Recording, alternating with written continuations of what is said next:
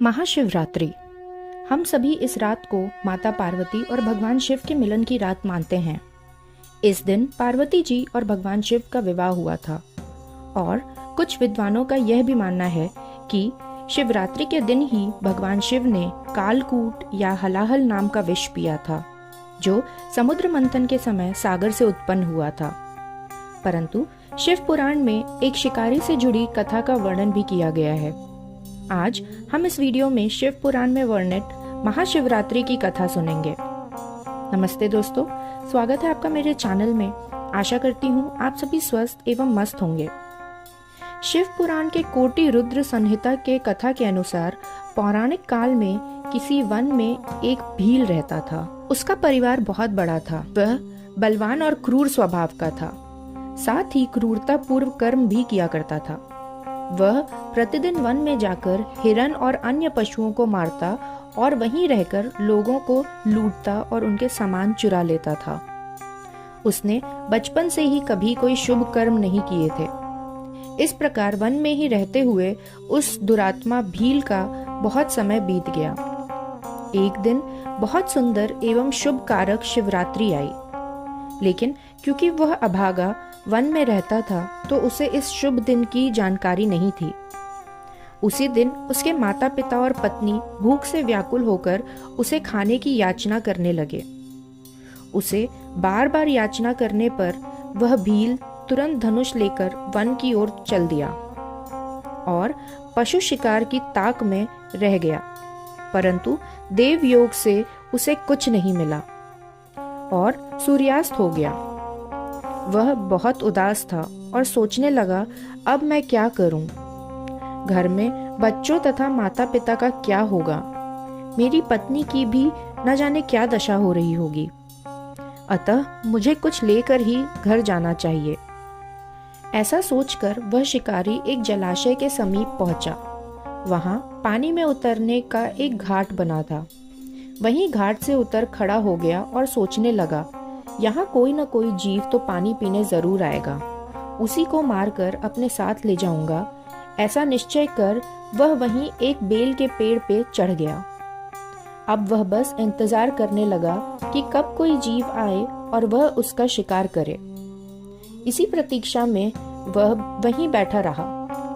इसी तरह रात हो गई और जब रात का पहला प्रहर आरंभ हुआ तो एक प्यासी हिरनी वहां आ गई, जिसे देखकर वह शिकारी बहुत खुश हुआ और उससे मारने के लिए उसने अपने धनुष पर एक बाण को साधा। ऐसा करने से उसके हाथ के धक्के से थोड़ा सा जल और बेल के पत्ते नीचे गिर गए। उस पेड़ के नीचे एक शिवलिंग था, जिसके बारे में वह नहीं जानता था। इस तरह से जल और बेल पत्र से शिव जी की प्रथम प्रहर की पूजा संपन्न हो गई, जो भील द्वारा की गई। उस पूजा के हो जाने से उस शिकारी के बहुत से पाप तत्काल ही नष्ट हो गए। और दूसरी ओर उधर होने वाली गड़गड़ाहट को सुनकर हिरनी ने भय से ऊपर की ओर देखा। शिकारी को देखते ही हिरनी बोली, हे व्याध, तुम क्या करना चाहते हो? कृपया मुझे सच सच बताओ। हिरनी की बात सुन व्याध ने कहा, आज मेरे परिवार के लोग भूखे हैं तथा तुम्हें मार मैं उनकी भूख मिटाऊंगा और उन्हें तृप्त करूंगा। व्याध के ये बोल सुन तथा उसे धनुष ताना देख हिरनी सोचने लगी, अब मैं क्या करूं, कहाँ जाऊं? ऐसा विचार कर हिरनी व्याध से बोली, मेरे मांस से तुमको सुख होगा। इस अनर्थकारी शरीर के लिए दान पुण्य से अच्छा और क्या हो सकता है? उपकार करने वाले प्राणी को जो सुख प्राप्त होता है उसका 100 वर्षों में भी वर्णन नहीं किया जा सकता है। परंतु इस समय मेरे सभी बच्चे एक पेड़ के नीचे सो रहे हैं। मैं उन्हें अपनी बहन अथवा अपने स्वामी को सौंप आऊंगी। व्याध, तुम मेरी इस बात को मिथ्या ना समझो। मैं फिर तुम्हारे पास लौट आऊंगी, क्योंकि सत्य से ही धरती टिकी हुई है, सत्य से ही समुद्र अपनी मर्यादा में स्थित है और सत्य से ही झरनों से जल की धाराएं गिरती रहती हैं। सत्य में ही सब कुछ समाया है। हिरनी के इतना कहने के बाद भी जब व्याध ने उसकी बात नहीं मानी, तब उसने अत्यंत भयभीत होकर फिर व्याध से कहा, हे व्याध, मैं तुम्हारे सामने शपथ खाती हूँ कि मैं पुनः तुम्हारे पास लौट आऊंगी। यदि ना आई तो एक चोर को चोरी करने से या एक दुराचारी को दुराचार करने से जो पाप लगता है, मुझे ऐसा पाप लगे। इस तरह अनेकों शपथ खाकर जब हिरनी चुपचाप खड़ी हो गई तो उस समय व्याध ने उस पर विश्वास करके कहा, ठीक है, तुम अपने घर को जाओ। जब हिरनी हर्षोल्लास से पानी पीकर अपने घर को गई, तब तक व्याध के जगह जगह ही रात का पहला प्रहर समाप्त हो गया।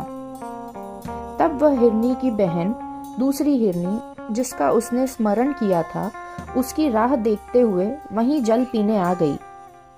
उसे देखकर व्याध ने फिर धनुष साधा और ऐसा करते समय फिर कुछ जल और बेल के पत्ते पुनः शिवलिंग पर जा गिरे और ऐसा करने से शंभु की दूसरे प्रहर की पूजा भी संपन्न हो गई। व्याध के ऐसा करने से फिर आवाज हुई और उस हिरनी ने व्याध से पूछा, तुम क्या कर रहे हो? व्याध ने बोला, मैं तुम्हें मारकर अपने परिवार का पेट भरूंगा। इतना सुन हिरनी बोली, ये मेरा सौभाग्य होगा, किंतु मेरे छोटे बच्चे हैं, उन्हें मैं अपने स्वामी को सौंप आऊं, फिर तुम इस शरीर का उपयोग कर लेना। व्याध ने बोला, मुझे तुम्हारी बात पर भरोसा नहीं है। तब हिरनी ने भगवान विष्णु की शपथ खाकर कहा, यदि मैं नहीं आई तो मेरे सारे पुण्य नष्ट हो जाएं। भगवान विष्णु के भक्त होकर जो शिव जी की निंदा करे, अपने माँ बाप का परित्याग करे, ऐसे में जो पाप लगता है वह पाप मुझे लगे, यदि मैं ना आई तो। तब यह बातें सुन व्याध ने कहा, जाओ, और हिरनी हर्षपूर्वक पानी पीकर वहां से चली गई। इतने में ही रात का दूसरा प्रहर भी व्याध के जगते जगते ही बीत गया। तीसरे प्रहर के शुरू होते ही हिरनी के आने में समय लगता जान पड़ा, जिससे व्याध व्याकुल हो गया और उसकी खोज करने लगा। इतने में ही जल के मार्ग में उसने एक हिरन को देखा। हिरन बड़ा हृष्ट पुष्ट था। यह नजारा देख व्याध हर्षित हो उठा और धनुष तानते ही फिर जल और बेलपत्र गिरने से शिवलिंग के तीसरे प्रहर की भी पूजा संपन्न हुई। फिर हिरन ने व्याध से पूछा कि क्या कर रहे हो?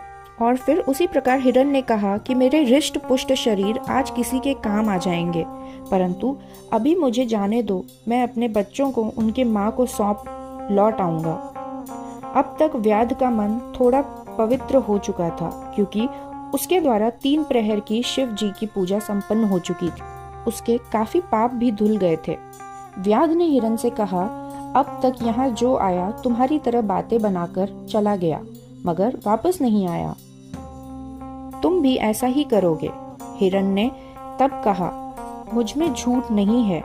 जो असत्य बोलते हैं उनके पुण्य नष्ट हो जाते हैं और जीवन आसक्ति से भर जाता है। शिवरात्रि के दिन भोजन और किसी के खिलाफ झूठी गवाही देने से जो पाप लगता है वही पाप मुझे लगे, यदि मैं ना आऊं तो। व्याध ने कहा, ठीक है, जाओ, मगर जल्दी आ जाना। और फिर हिरन पानी पीकर वहां से चला गया। जब वह तीनों हिरन और हिरनियां अपने कुटिया के पास पहुंचे तो सलाह मशवरा कर इसी नतीजे पर पहुंचे कि वचनबद्ध उन्हें व्याध के पास जाना चाहिए। चूंकि वे सब सत्यबद्ध और वचनबद्ध थे, इस निश्चय से वह तीनों अपने बालकों को आश्वासन दे वहां से जाने के लिए निकल पड़े।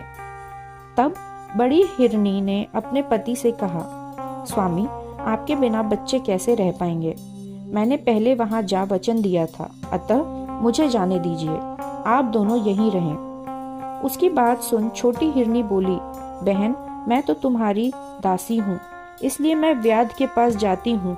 यह सुनकर हिरन ने भी कहा कि मैं वहां जाता हूँ, क्योंकि बच्चों की रक्षा उनकी माताओं से बेहतर और कोई नहीं कर सकता।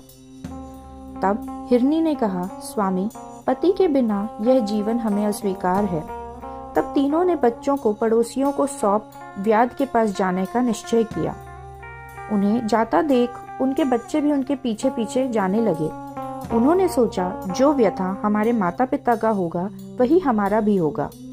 उन सबको एक साथ आया देख व्याध खुश हो उठा और रात्रि के चौथे पहर में उसके धनुष साधने से पुनः जल और बेलपत्र गिरे और शिव जी के पूजा संपन्न हुई। पूजा संपन्न होते ही व्याध को एक अलौकिक ज्ञान की प्राप्ति हुई। तब हिरण ने कहा कि जल्दी से हमारे शरीर का उपयोग कर हमें तृप्त करें। तब व्याध ने सोचा, धन्य है ये बेदिमाग के जीव जो अपने सामर्थ्य अनुसार पुण्य करना चाहते हैं, और धिक्कार है मुझ जैसे मनुष्य पर जो इतना कुकृतियों द्वारा अपने परिवार को पालना चाहता है। यह सब सोचकर व्याध ने उन सब हिरण और हिरनियों को वहां से जाने को कहा। इतना कहते ही वहां स्वयं भगवान शिव उससे प्रसन्न होकर प्रकट हो गए और व्याध को सुख समृद्धि का वरदान दिया। यह व्याध था गुह। गुह वही मनुष्य है जिसे हम रामायण में केवट राज भी जानते हैं। गुह श्री रामचंद्र के वनवास के समय बना उनका सबसे पहला मित्र था, और ऐसा ही महाशिवरात्रि के दिन पूजा और पुण्य करने से हील के सारे पाप नष्ट हो गए और उसे सुख और समृद्धि का वरदान मिला। तो यह थी महाशिवरात्रि की महागाथा। आशा करती हूँ आपको ये वीडियो पसंद आया होगा।